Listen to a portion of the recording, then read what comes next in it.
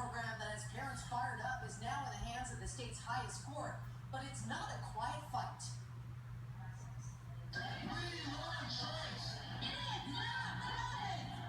Chaos and shouting matches as the opposing sides went at each other over the education savings account.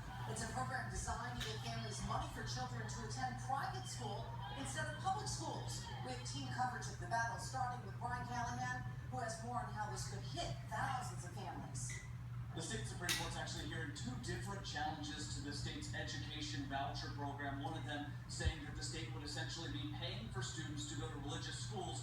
That is being challenged by the ACLU. The state legislature went out of its way to make sure that money could go to pay for tuition at religious schools. The ACLU argues the state would be directly supporting religious educational institutions since the money would be transferred directly from the state to the school. The program would give parents a $5,000 voucher to send children to private schools instead of public, and those in favor say when it comes down to it, the state has no say in school choice. There are two hallmarks to any constitutional school choice program. Number one, parents are the ones who decide where and how to use the funds. And number two, the state is completely neutral with regard to religion. The second case says the ESA voucher program violates the state constitution because it improperly pulls money away from public K-12 schools. We'll have a deeper look at that case. It's actually a bigger hurdle for the state coming up at 6. Reporting at the RJC, Brian Callahan, 13 Action News.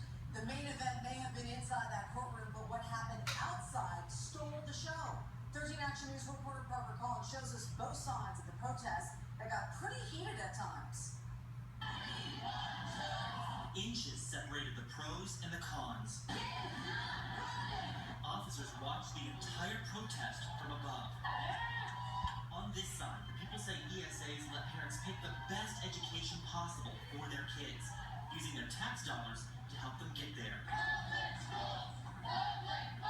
This other side snaps back, saying those tax dollars could end up paying for religious stuff, and all the lost funding will devastate our public schools. This right here was basically the only neutral ground between these two groups that were taking up each side of the courthouse. Parents and children wrote and waved signs, chanting loudly over one another. We have no choices, and we're being put into bad, overcrowded schools. I'm worried about the future of public education in our state. One thing both sides can agree on, this decision will touch hundreds of thousands of lives. It's just awful.